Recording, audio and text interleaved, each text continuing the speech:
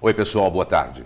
Polícia afirma, pastor violentou sexualmente o próprio filho e o enteado. Agrediu as crianças até deixá-las desacordadas. E colocou fogo no quarto onde os meninos dormiam. Eles foram queimados vivos. A repórter Tainá Lopes acompanhou a coletiva. Boa tarde, Tainá. Boa tarde a todos. A coletiva que começou mais ou menos às 11 horas da manhã, durou quase 1h15. A gente está aqui fora, estarrecido, assustado. É uma sensação, a gente já esperava que algo de muito ruim tinha acontecido, mas nada perto do que nós acabamos de escutar dentro dessa sala onde a coletiva aconteceu. Georgeval Alves mentiu e é definido pela própria cúpula da Secretaria Estadual de Segurança Pública como um monstro. Lista crimes que são definidos por eles como pavorosos. E eu convido você a escutar com detalhes como ele agiu friamente em relação a essas crianças na sonora do Dr. André Jareta, que é titular da Delegacia Regional de Linhares. Acompanhe como foi a ação de George com base nas investigações. Naquela madrugada, o investigado molestou as duas crianças, tanto o filho biológico Joaquim, quanto o seu enteado Cauã, mantendo um ato libidinoso consistente em coito anal. Isso é demonstrado, tecnicamente, pelo encontro de uma substância denominada PSA, que é contida no sêmen humano. Essa substância foi encontrada no orifício anal das duas crianças, das duas vítimas. Essa substância não seria possível estar naquele local, senão por um agente externo. Feito isso, e com o propósito de ocultar este ato perverso praticado, ele praticou violência física contra as crianças. Isso é comprovado pelo vestígio de sangue no banheiro, no box do banheiro, precisamente, que o exame de DNA comprovou ser do Joaquim, o seu filho biológico.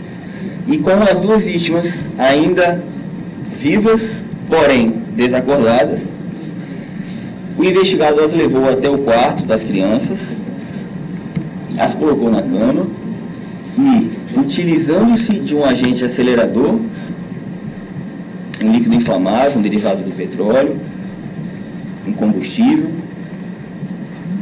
ateou fogo nas crianças e no local, naquele quarto, fazendo com que elas fossem mortas pela ação do fogo, do calor, obviamente, do fogo. Elas morreram pela carbonização. São muitas informações, eu estou aqui com papéis, muitas anotações e a cabeça ainda um pouco confusa, porque realmente é uma coisa que choca, até mesmo nós jornalistas que lidamos com tanta coisa difícil ao longo da nossa profissão. Esse é um crime que, em especial, chocou todo mundo dentro daquela sala. Mas eu vou tentar passar algumas coisas do que foram ditas durante a coletiva. O que acontece? Na visão do Corpo de Bombeiros, que foi a primeira equipe a chegar ao local do incêndio, tudo aconteceu rápido demais. O quarto queimou numa velocidade muito rápida. Então isso já começou a trazer elementos que não condiziam com um incêndio que a princípio poderia ter partido de um ar-condicionado. Através de exames periciais, a própria perícia da Polícia Civil constatou e foi encontrado uma espécie de combustível, principalmente perto do corpo das crianças, ou seja, elas realmente morreram carbonizadas, uma vez que também foi encontrado substâncias que elas aspiraram, substâncias vindas dessa fumaça tóxica. Só que o que acontece? Se elas ainda estivessem conscientes, com vida, provavelmente elas teriam reagido, elas teriam se manifestado, mas não, elas já estavam desacordadas. E esse combustível, mais precisamente ao redor do corpo delas, fez com que tudo queimasse muito rápido. O quarto queimou muito rápido. O tenente-coronel Ferrari, Corpo de Bombeiros de Linhares, disse que o local, quando eles chegaram ao local, que foi uma espécie de 10 minutos até perceberem a fumaça, tudo estava completamente destruído. O que tira essa questão, a possibilidade dessa questão de ter começado no ar-condicionado? O secretário estadual de Segurança Pública está chegando aqui agora para conversar ao vivo com a gente. Secretário, muito obrigada pela sua participação. Eu estou dizendo aqui para os meus telespectadores que é chocante, emociona, deixa a gente, como o senhor mesmo disse, aterrorizado com uma situação como essa. É um caso aterrador, é um caso pavoroso. Os nossos delegados, os nossos investigadores, os nossos peritos criminais, os nossos peritos de incêndio do Corpo de Bombeiros, eles possibilitaram para que pudéssemos hoje aqui estar levando a verdade para a sociedade capixaba. Foi um trabalho profissional, maduro, todos nós tínhamos a perfeita consciência que esses 30 dias que se passaram, 31 dias, era o momento de se trabalhar, de se investigar, de se esclarecer e não de falar. E aí a imprensa e a sociedade precisam entender isso, que a polícia precisa do tempo para esclarecer tudo, e foi isso que foi feito. Esclarecemos em 31 dias, não é? E nos deparamos com uma situação que nos deixa estarrecido. Aqui eu falo como pai também, estarrecidos. Os laudos periciais produzidos, as investigações não deixam dúvidas, os laudos são conclusivos, são indiscutíveis, são inegáveis, são esclarecedores, os laudos, e nos apontam que a causa do incêndio foi causa humana, provocada por um agente combustível, onde o ponto agudo do incêndio foi justamente o corpo das crianças. Apontam que antes do incêndio houve abuso sexual. A perícia detectou uma substância chamada PSA, que contém no sêmen, no espermatozoide. Encontrou isso nas crianças. Elas foram abusadas, em seguida elas sofreram agressões, foram encontrados vestígios de sangue em 3 cômodos da casa, fora do quarto, em 3 cômodos. Nos aponta que esse indivíduo, que não merece ser chamado de indivíduo, é um monstro, ele é o autor desse duplo homicídio. O que a gente também percebeu durante a coletiva é que todo e qualquer caminho que podia ser percorrido para chegar a um inquérito conclusivo, sem dúvidas de nada, foi realizado. A gente viu o envolvimento de mais de 25 peritos nesse caso, o Corpo de Bombeiros também com aquelas principais informações, o conflito do depoimento do George por parte de tudo o que havia acontecido, mas a sociedade, secretário, também se pergunta até que ponto ele agiu sozinho nisso tudo. E essa é uma dúvida que eu acho também importante esclarecer para os nossos telespectadores. Não existe nada, nenhuma investigação apontou para o envolvimento de outras pessoas. Eu sei que o que passa na cabeça da sociedade é se houve participação da mãe. Não foi detectado isso, não é? Esse indivíduo estava sozinho em casa, com as 2 crianças, a mãe estava viajando. Então não existe, dentro das nossas investigações, a participação de uma outra pessoa, apenas dele. Quando ele conversou com a gente na primeira vez, que ele fez questão, né, de buscar o espaço dele na mídia diante disso tudo, ele disse que tinha tentado abrir a porta do quarto, que tinha saído para a rua gritando, e hoje não. Hoje a gente já descobriu que esse pedido de socorro foi posterior à primeira chegada de primeiras testemunhas, né? Ele não pediu socorro a ninguém, não ligou para ninguém. O incêndio aconteceu, o incêndio alastrou, avançou e ele não pediu socorro. Pessoas que passaram em frente à residência pararam, foram até ele e ofereceram ajuda. Aí sim, após o oferecimento de ajuda, ele pediu ajuda. Não existe dúvida, o caso está esclarecido. Parabéns à nossa Polícia Civil, trabalhou excepcionalmente bem. Foram 25, para você ter ideia, nós tivemos 25 perícias nesses 31 dias. Nós tivemos todos os delegados e investigadores da Delegacia Regional de Linhares, trabalhando integralmente nesse caso, e aqui nós estamos apresentando a verdade. Nós acabamos de ouvir aqui o secretário estadual de Segurança Pública. Muito obrigada pela sua participação, secretário. Antes da gente voltar, alguns outros pontos que também foram ditos na reunião. Por exemplo, testemunhas foram ouvidas e disseram que pouco antes de fumaças, de sinais de incêndio, escutaram as crianças gritando. Possivelmente, de acordo com a polícia, no momento em que elas estavam sendo agredidas.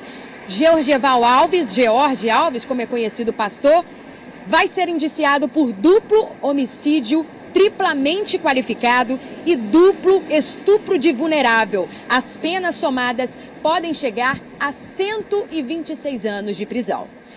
Vamos acompanhar agora como que foi toda essa trajetória, relembrar esse caso do início até aqui. Acompanhe o VT. A casa onde moravam Cauã e Joaquim pegou fogo na madrugada do dia 21 de abril. 2 dias depois, George Alves, pai de Joaquim e padrasto de Cauã, e a mãe das crianças, Juliana Salles, estiveram no Departamento Médico Legal de Vitória. Na saída, George concedeu uma entrevista onde relatou como teria acontecido o incêndio. Eles se abraçaram e eu não consegui, o fogo estava muito quente, eu queimei meus pés, minhas mãos.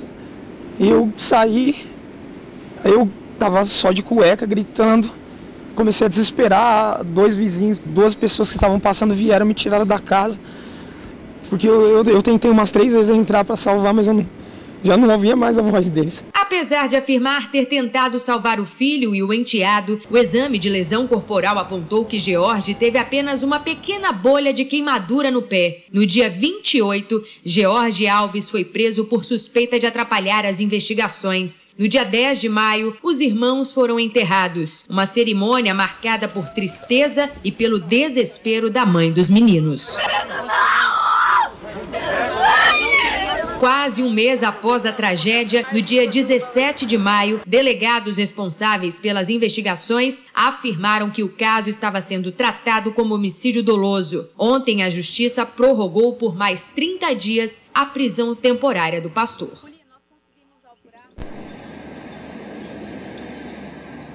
A própria polícia acredita que George ainda se aproveitou de toda a situação para se promover. Não sei se vocês se recordam, mas logo após, no outro dia, após tudo ter acontecido, ele foi até a igreja, pregou, falou com fiéis da igreja, procurou a mídia, se posicionou, disse que queria falar. Tudo isso para a polícia reflete no comportamento do George, como um homem sem sentimento. É isso que eles definiram. Ao longo da programação do nosso jornal, eu volto e daqui a pouco com a resposta dos advogados de defesa. Voltamos ao estúdio. Para mim, ele tem que pegar prisão perpétua, não sair nunca da cadeia, nem com indulto nenhum. Estou há 35 anos na comunicação e eu ainda não vou saber o que o ser humano é capaz de fazer. A gente viu aí, né? Nós ouvimos aí o secretário de Segurança Pública, o coronel Newton, se emocionou. A gente também, como jornalista, como mãe, como cidadão, não tem como não ficar perplexo, né? Não ouvir detalhes desse crime e não se emocionar, não mexe com todo mundo e é impossível você seguir a vida sem pensar no que o ser humano é capaz e o sofrimento dessas crianças, né, Torino? Mas verdade. A gente segue, daqui a pouco a Tainá volta com mais informações. A gente segue, se Deus quiser. Agora o TN traz um outro caso revoltante.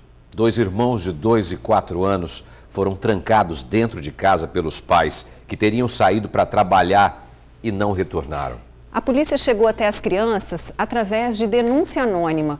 Os meninos eram vítimas de maus tratos. Estavam com fome, sujos e cercados por moscas.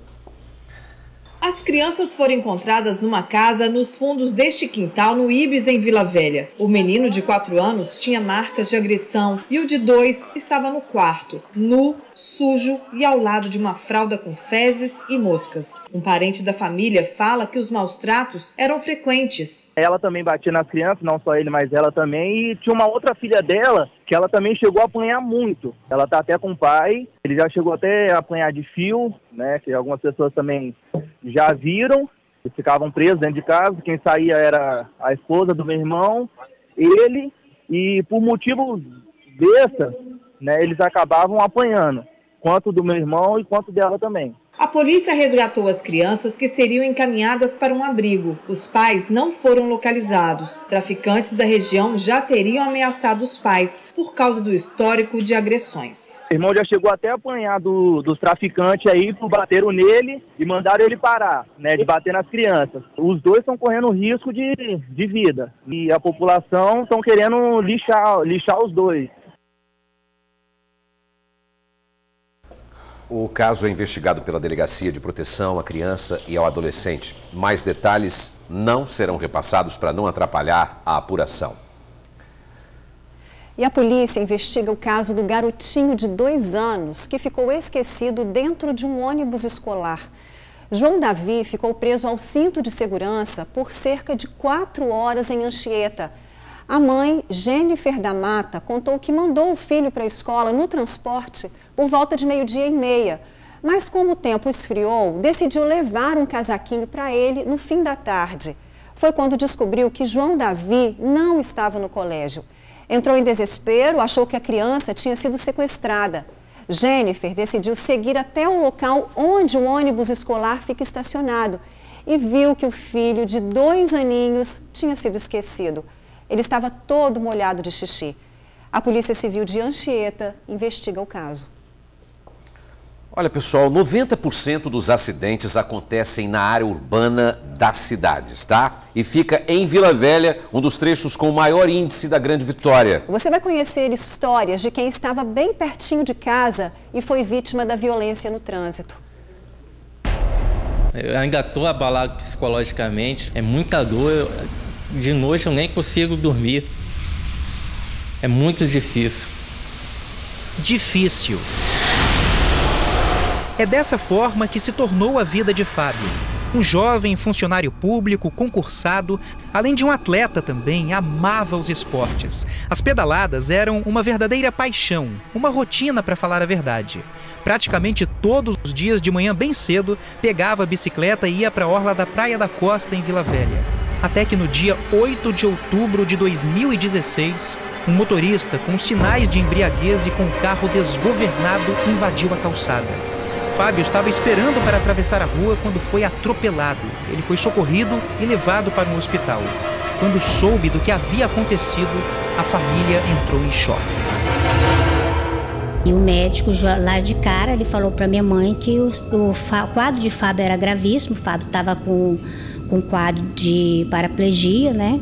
Logo de início, Fábio passou por 2 cirurgias. Ficou 45 dias internado no Hospital São Lucas, em Vitória, sendo 18 só na UTI. Em casa, foram 7 meses em cima de uma cama. Como se não bastasse, Fábio precisa tomar 13 medicamentos por dia. Gasta cerca de R$3.000 por mês com medicamentos, além das fraldas que precisa usar. Ele não deixou o Fábio numa cadeira de roda, ele arrancou a medula de Fábio. Ele quebrou o Fábio em 2 partes, ele arrancou. O Fábio, ele é lesionado medular completo. Essa é a pior lesão que um ser humano pode ter. Eu acho que é a pior hora da mãe e da família quando recebe uma notícia dessa, porque meu filho era um menino muito querido. É muito difícil. O filho de Dona Bernadette tinha apenas 19 anos. Maicon William Entringer foi atropelado na BR-262 em Marechal Floriano em 2009. Ele estava chegando em casa numa moto junto com um amigo quando um motorista bêbado atingiu a motocicleta. O amigo que estava na garupa sobreviveu, mas Maicon não resistiu aos ferimentos. Após uma longa batalha judicial, o motorista foi condenado a 10 anos e 6 meses de prisão. Ele falou que não errou, não se arrependeu. Infelizmente, ele é uma pessoa fria. E algo muito comum no vai e vem das cidades é o estresse ao volante. As pessoas já vão dirigindo seus veículos ou pilotando suas motos de forma muito estressada. E isso gera violência, ou seja, violência gera mais violência no trânsito. Segundo o último levantamento divulgado pelo Detran, acidentes com vítimas ocorrem mais de 90% das vezes em áreas urbanas. um número percentual bem maior do que em zonas rurais. E nós estamos agora no local campeão em número de acidentes aqui na região da Grande Vitória, a Avenida Carlos Lindenberg, em Vila Velha. Aqui foram registrados 646 acidentes, de acordo com o último relatório divulgado pelo Departamento de Trânsito. Quantidade maior que na BR-101 na Serra e na Rodovia do Sol, que liga Vila Velha a Guarapari. Tudo isso dentro do período de 1 ano. Outro dado que a pesquisa mostra é em relação à faixa etária. A maioria dos acidentes envolve vítimas entre 18 e 39 anos de idade. E o jovem, quando ele assume a direção, logo assim que ele tira sua habilitação, ele se acha com superpoderes, né? Tem o volante ali como algo que vai realizar, que vai satisfazê-lo. As famílias das vítimas enfrentam verdadeiras guerras na justiça, impunidade e lentidão que se tornam longos pesadelos da vida real. 8 anos, 5 meses e 21 dias para chegar uma resposta pra gente, mas chegou. Tirou minha liberdade, porque eu era uma pessoa saudável, eu não sentia dor, eu trabalhava, eu não fazia mal para ninguém, entendeu? Esse rapaz, ele abriu uma ferida, não foi só em Fábio, ele abriu uma ferida numa família inteira. Nós estamos subindo passo a passo, pedra a pedra, nós estamos tentando nos recuperar.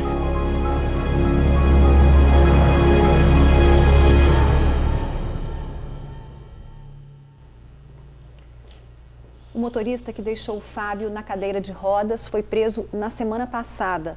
É um estudante de Direito de 23 anos. Esse motorista aleijou a família inteira, Ingrid.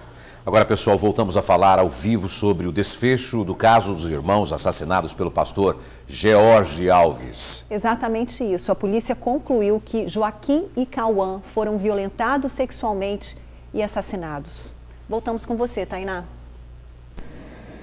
Só vou atualizar você, amigo telespectador, que conseguiu ligar a televisão agora, está chegando aqui no nosso jornal. A coletiva começou mais ou menos quase 11 horas da manhã, bastante tempo, muita informação. O que aconteceu naquela noite do dia 21? Aconteceu que Georgeval Alves, o pastor George, de acordo com a polícia, estuprou o filho biológico e o enteado. Após cometer esse crime, para ocultar esse crime, ele espancou as crianças, elas desacordaram, ficaram desacordadas com a violência. Ele então as colocou no quarto, juntas, na cama, utilizou uma espécie de combustível. O combustível em si a polícia não conseguiu identificar, mas sabe que é algum tipo de combustível através dos exames. Principalmente nas crianças, distribuiu esse combustível, colocou fogo no quarto. Outras informações, ele não pediu ajuda. O que acontece? Ele ficou zanzando pela casa enquanto tudo acontecia, até que testemunhas, pessoas que avistaram a fumaça, chegaram ao local. Essas pessoas arrombaram o portão da casa. Elas entraram e aí sim ele começou a dizer que estava desesperado, a solicitar ajuda. Outras testemunhas que foram ouvidas pela polícia disseram que pouco antes dessa manifestação da fumaça ou incêndio, escutaram gritos de criança, as crianças chorando. O que possivelmente foi fruto dessa violência praticada antes do incêndio. A perícia encontrou todas as evidências e tudo que comprova tudo isso que eu estou falando com vocês, que é com base nas investigações. Inclusive material genético de George nas crianças, o que configura que elas realmente sofreram um estupro.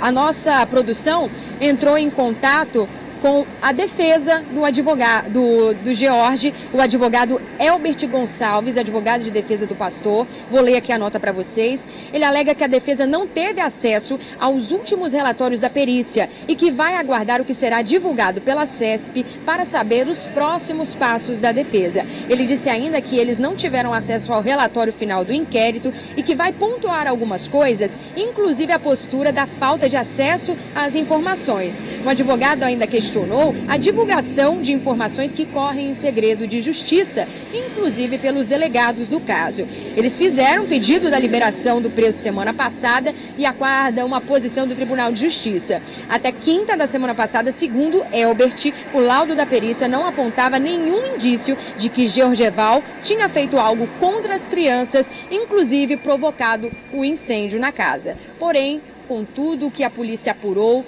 através de toda essa investigação envolvendo tantos profissionais da perícia, profissionais da Polícia Civil, do Corpo de Bombeiros, da Secretaria Municipal, da Secretaria Estadual de Segurança Pública, nada deixa nenhuma dúvida sobre o crime que foi praticado. E só para reforçar, o caso já foi encaminhado ao Ministério Público e Georgeval está sim sendo indiciado por duplo homicídio triplamente qualificado e duplo estupro de vulnerável. As penas somadas podem chegar a 126 anos de prisão.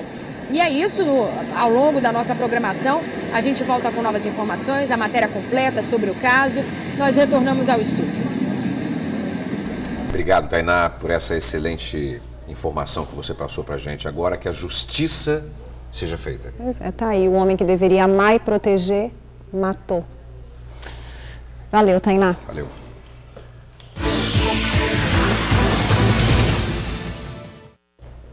Vamos ao trabalho, pessoal. Há vagas para analista de dados, também assistente contábil, coordenador de RH, gerente de loja, motoboy, motorista, vendedor, gerente de pousada e diretor administrativo. Cadastro no site, anote aí, psicoespaço.com.br. Vamos dar uma respirada, né? Você também em casa. Olha, pessoal, hoje é aniversário de Vila Velha. O município completa 483 anos com belezas que encantam capixabas e também os turistas. A data também comemora a colonização do solo espírito-santense. As crianças eram as mais animadas. O pequeno Daniel, de 1 ano, já estava marchando no ritmo do desfile. A Alícia estava toda animada. Era a primeira vez que ela iria ver o desfile. A irmã dela está desfilando pela Escola Municipal de Vila Velha.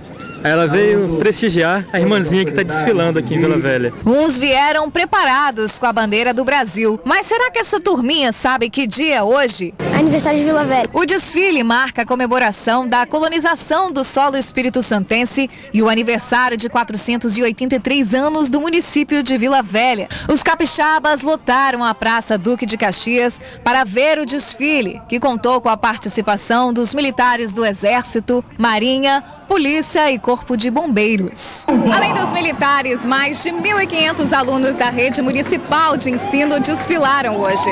O tema do desfile foi a Copa do Mundo. Nós vamos ter atrações também musicais à noite com a banda Macucos e o Alemão do Forró, encerrando as nossas atividades aqui na praça.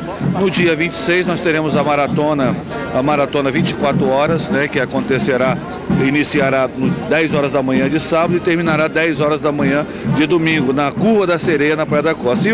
E a Copa de Futebol, Copa Vila Velha de Futebol, que acontecerá no dia 27, né? Então essas são as programações que acontecerão durante toda essa semana. É isso aí, a comemoração vai até domingo. O TN volta rapidinho e traz novas informações sobre o caso dos irmãos Joaquim e Cauã. O pastor violentou e matou os filhos. Não saiam daí, agora meio-dia e pouca. Tá, voltamos já. Meio-dia e 24. Até já. Já de volta e voltamos a falar sobre as revelações da morte dos irmãos Joaquim e Cauã. É com você, Tainá. Estou aqui ao vivo com o doutor André Jareta, chefe da titular regional de Linhares. Doutor André, que trabalho. Primeiramente, parabéns pelo trabalho de todos vocês, mas um trabalho muito delicado e detalhado. Queria que o senhor explicasse para os nossos telespectadores como que foi todo esse processo para chegar a esses resultados que nós tivemos aqui hoje. Na verdade, o sentimento é de profunda tristeza por ter revelado algo tão cruel, né? Isso só foi possível graças à força-tarefa montada, o apoio dos delegados que tiveram diretamente no caso e tiveram dedicação praticamente exclusiva a isso, dos peritos que se empenharam, mais de 25 peritos trabalharam no caso, tentando apresentar uma resposta à sociedade de forma célere e eficiente, dos bombeiros, dos investigadores. Todo esse conjunto, né, propiciou um resultado esclarecedor, né? Não há figura de uma pessoa revelando tudo isso. Nada disso seria possível se não fosse o conjunto. A gente estava falando agora há pouco com quem nos assiste, como que foi o passo a passo desse crime. Queria que o senhor só reforçasse como que realmente tudo aconteceu, como que o Georgeval agiu para chegar a essa tragédia. No dia 21 de abril do corrente ano, por volta de 2 horas da madrugada, ele estava sozinho, né, em casa, localizado no centro de Linhares, com 2 crianças que foram as vítimas, uma de nome Joaquim, de 3 anos de idade, e outra de nome Cauã, de 6 anos. E em certo momento ele passou a praticar atos libidinosos com essas crianças, consistente em coito anal. Isso foi demonstrado pericialmente. Posterior a isso, diante dessa conduta, certamente, né, nós concluímos que para encobrir este crime, perverso crime, ele agrediu as 2 crianças, deixando-as desacordadas, porém ainda vivas. Então ele levou as 2 até o quarto onde elas habitualmente dormiam e, utilizando-se de um agente acelerador, de um combustível, né, um líquido inflamável, lançou esse líquido contra as crianças, no quarto, e ateou fogo, com elas ainda vivas, né? Todas essas afirmações são corroboradas pelos depoimentos testemunhais e pelos laudos periciais, que identificaram a presença do combustível no quarto, que presenciaram o sangue humano em alguns cômodos da casa, indicativos da agressão, identificaram a substância de PSA, que ela é uma componente do sêmen, né, e localizada no orifício anal de ambas as crianças, onde não poderia estar senão por um agente externo. A polícia já tinha escutado ele apresentou versões contraditórias. Antes de fechar toda essa investigação, vocês ouviram ele novamente? Ele em algum momento disse que realmente havia cometido esse crime? A respeito do contexto fático, ele foi interrogado somente uma vez e de início nós verificamos as inconsistências, né, razão pela qual inclusive as diligências foram aprofundadas. Posteriormente a isso, com os laudos periciais, nós achamos desnecessários uma nova oitiva, um novo interrogatório, né? Então nós não vamos mais interrogá-lo e esperamos concluir o inquérito na próxima semana para apresentar ao Ministério Público, esperando assim que ele seja devidamente processado e ao final condenado. Indiciado por quais crimes? O Dr. Rômulo, né, como ele já adiantou para nós, por todos os elementos que já contém nos autos, ele indiciará o autor, Georgeval, pelo duplo homicídio triplamente qualificado, com uma causa de aumento de pena, em razão da idade das crianças. Chegou a listar as qualificações? Sim, as qualificadoras nós podemos indicar a utilização do fogo, né, a utilização de recurso que impossibilitou a defesa das vítimas, bem como a prática do homicídio para ocultar o crime antecedente, que foi o do estupro, né. Além do homicídio triplamente qualificado, obviamente ele responderá pelo duplo, 2 vezes pelo crime de estupro, qualificado também em razão de ser pai biológico de uma das crianças e padrasto da outra. Doutor, muito obrigada pela sua participação aqui no Tribuna Notícias, primeira edição. Parabéns mais uma vez por todo o trabalho executado pela polícia e toda a equipe da Secretaria Estadual de Segurança Pública, Corpo de Bombeiros. Nós retornamos ao estúdio. Muito obrigado, Tainá. Quero parabenizar mesmo o André Jareta, baita de um delegado, também toda a equipe técnica da Polícia Civil, ao Corpo de Bombeiros. Na verdade, foi um trabalho em equipe exemplar, né? Muito bom. Parabéns. E que ele cumpra agora tudo e pague tudo o que ele fez e que está fazendo com as famílias capixabas, de todo mundo, né? Não tem quem não se abale, né, Torino? Fica aí até o nosso questionamento. O que o ser humano é capaz de fazer, né? É isso aí. Um pai, um padrasto que deveria proteger, como a gente disse aqui, que deveria amar. E tem um desfecho desse. Mas eu acredito no ser humano, ainda existem pessoas boas, com certeza. Olha, o combate à poluição na Grande Vitória. O IEMA e a Companhia Ambiental de São Paulo criaram um plano para a redução de poluentes. A ideia é apertar o cerco às empresas do complexo de Tubarão responsáveis pela emissão do pó preto. Não é novidade que o capixaba sofre com a emissão do pó de minério no ar, o famoso pó preto. Em mais uma tentativa de reduzir esses altos índices de poluentes que já prejudicam os capixabas há mais de 20 anos, a Companhia Ambiental do Estado de São Paulo, em parceria com o Instituto Estadual de Meio Ambiente, entregou um relatório com um plano para a redução das taxas de emissão de poluentes. É um relatório que traz um diagnóstico, ou seja, uma fotografia do que encontramos hoje aqui no Complexo Tubarão. Então, sob o ponto de vista ambiental, como estão as emissões, como estão as operações das indústrias, para que possamos tomar as ações de redução das emissões de material particulado. O relatório identifica que a principal fonte de emissão do pó de minério na Grande Vitória é o Complexo de Tubarão.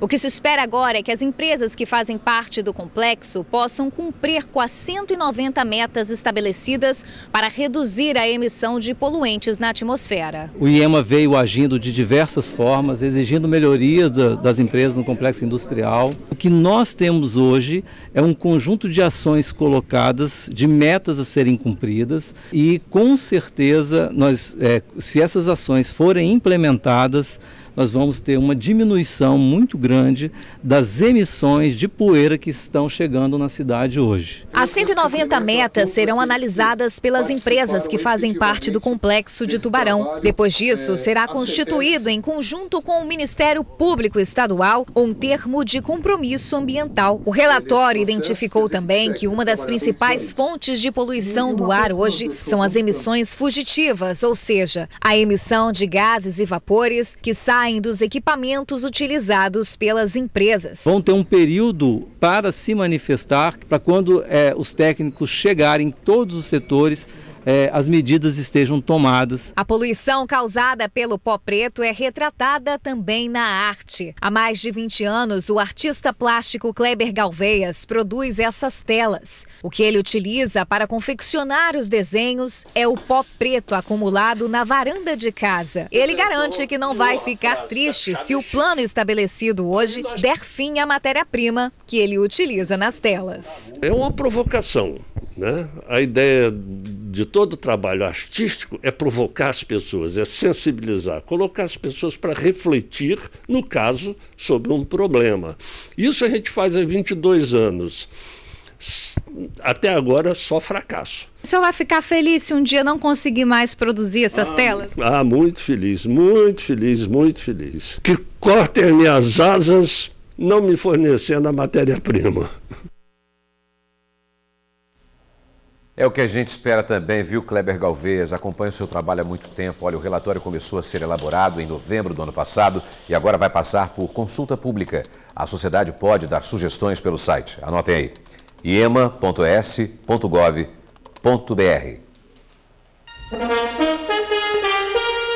Quarta-feira, 23 de maio. Vamos juntos conferir o que é destaque no Jornal A Tribuna. Prefeitura da Serra demite 114 servidores por diploma falso. Aqui na foto principal, caminhoneiros mantêm greve mesmo com corte de imposto. Governo exige que Vale e Arcelor reduzam poluição. Pikachu leva o Vasco para disputar a Sul-Americana. Desfiles e shows hoje no aniversário de Vila Velha. E ainda é manchete no Jornal A Tribuna desta quarta-feira. No caderno especial de imóveis, Festival da Casa Própria com mais de 3.000 ofertas. Dia do sorteio dos R$500 em compras e CPI do Senado convoca pastores para depor.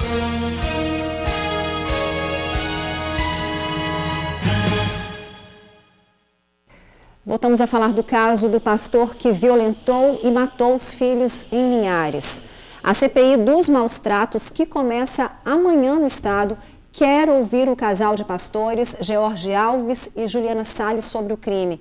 A expectativa é que eles sejam ouvidos a partir das 10 da manhã, na sexta-feira, na sede do Ministério Público. Outros suspeitos de crimes contra crianças no estado devem ser ouvidos a partir de amanhã. E no próximo bloco, o Tênis continua falando sobre esse caso que mexeu com todos nós. Os irmãos Joaquim e Cauã foram violentados sexualmente e assassinados pelo pastor George Alves. A gente volta já já e esperamos a sua companhia sempre, agora 12h36, queridos amigos. Até já. Pessoal, a gente encerra o Tênis de hoje com uma reflexão. É preciso mais amor, mais compaixão entre as pessoas. O caso do pastor mexeu com todos nós. Jornalistas que acompanham de perto todo o trabalho da polícia, o cidadão de bem que clamou por justiça. Um mês de trabalho árduo das polícias técnica e investigativa revelaram o desfecho desse caso bárbaro, repugnante. Bom, a resposta foi dada. Parabéns, Polícia Capixaba, pelo trabalho exemplar que vocês deram. Agora é com a justiça, que vai saber honrar 2 inocentes que tiveram a vida ceifada por alguém que deveria ter zelado pelo filho e pelo enteado com amor e proteção. Até amanhã.